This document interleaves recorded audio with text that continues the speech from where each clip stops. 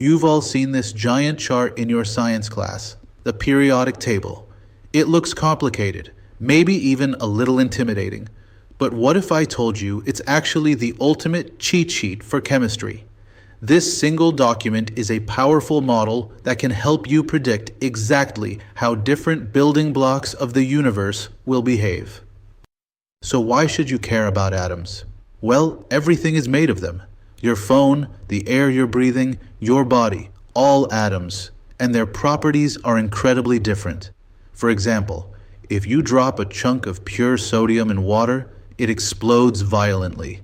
But neon, just a few spots over on the table, is so stable and unreactive we put it in glass tubes and run electricity through it for signs. Why? The answer is in their structure. The easiest way to think of an atom is as a Lego brick. You can build anything from these bricks. A star, a rock, a brain. Each type of brick is called an element, like carbon, oxygen, or gold. The reason a carbon brick is different from a gold brick is because of what's inside it. If we crack open that Lego brick, we find 3 tiny subatomic particles. You have protons, which are positive, neutrons, which are neutral, and electrons, which are negative. That's it. Every single thing in the universe is made from different combinations of just these 3 particles. The number of them, and where they are, is the key to everything. Let's start at the center. The heart of the atom is called the nucleus, and it's a tight ball of protons and neutrons. The most important particle here is the proton.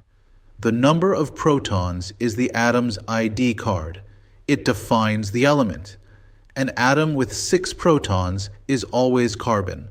An atom with 7 protons is always nitrogen.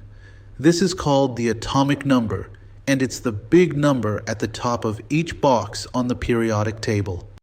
If protons give the atom its identity, the electrons give it its personality.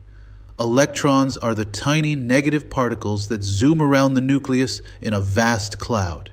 In a stable, neutral atom, the number of negative electrons is the same as the number of positive protons, so the charge balances out. These electrons are the social part of the atom. They are what interact with other atoms, form bonds, and cause chemical reactions. It's hard to explain how strange an atom's structure is. It's almost entirely empty space.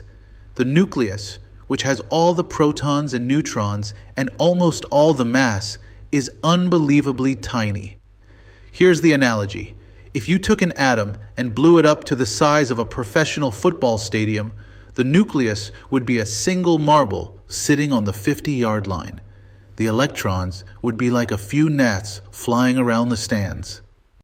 So how are those gnats organized? They aren't just flying around randomly.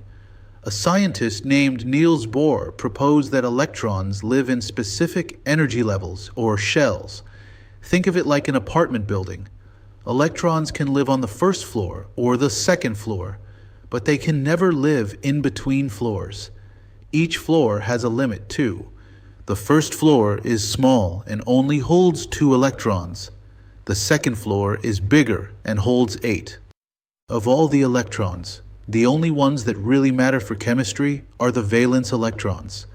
This is a fancy term for the electrons that live in the outermost shell, the penthouse suite of the apartment building.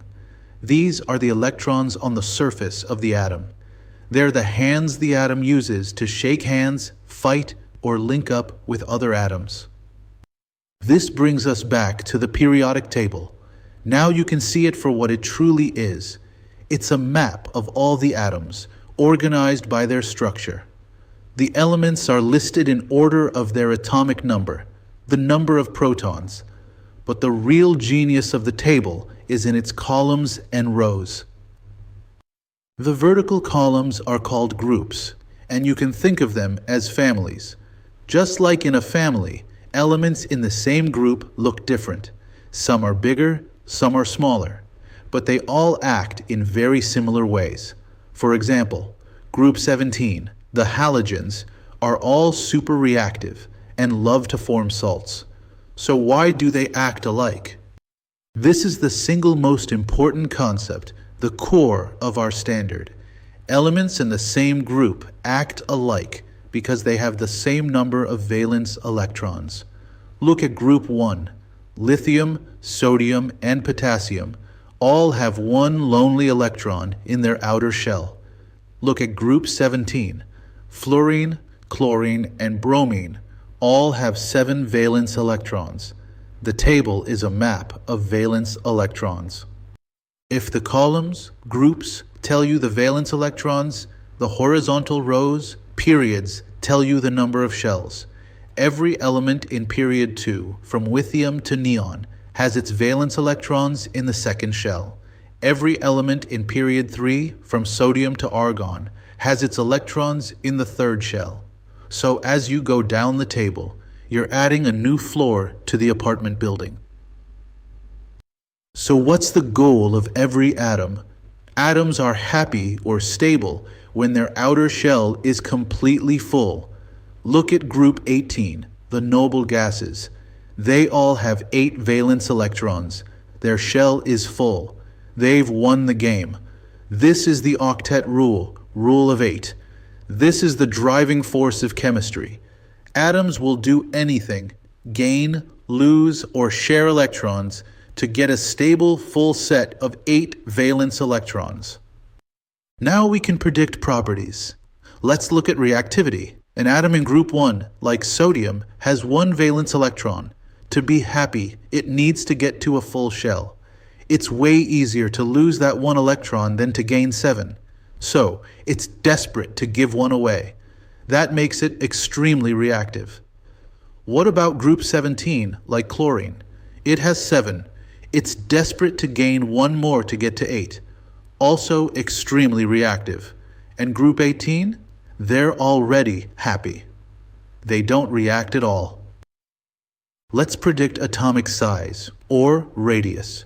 As you go down a group, from lithium to sodium to potassium, you're adding a whole new shell of electrons. That's like putting on another coat, so the atom gets bigger. But as you go across a period, from left to right, you're not adding new shells. You are adding more protons to the nucleus. This stronger positive charge pulls all the electron shells in tighter, so the atom actually shrinks. Let's predict ionization energy. This is just a big phrase for how much energy does it take to steal an electron. Well, think about it. Is it easy to steal an electron from sodium, group 1? Yes, it wants to give it away, so its ionization energy is very low. Is it easy to steal one from fluorine, group 17? No, it's 1 away from being happy, so it holds on to its electrons very tightly. Its ionization energy is high.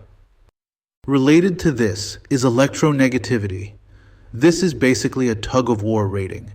It's how much an atom pulls on electrons when it's bonding with another atom. Just like before, this trend increases as you go up and to the right. Fluorine in the top right is the undisputed champion. It's the bully of the periodic table, pulling electrons away from almost everyone. And the noble gases, they're not playing. They have 0 electronegativity. Now for the final payoff. We can predict how atoms will stick together. What happens when you put a group 1 metal, like sodium, with a group 17 nonmetal, like chlorine? Sodium gives its 1 valence electron to chlorine. Now, sodium is a positive ion, Na+, and chlorine is a negative ion, Cl-. Opposites attract. That's an ionic bond. But what if you put 2 nonmetals together, like 2 oxygen atoms? They both want electrons, so they compromise by sharing them. That's a covalent bond.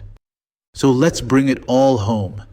The periodic table isn't just a poster. It's a powerful scientific model. Its entire structure is based on the patterns of valence electrons. And because of that simple, repeating pattern, we can use it as a cheat sheet to predict everything: an element's size, its reactivity, and the very bonds that hold our world together.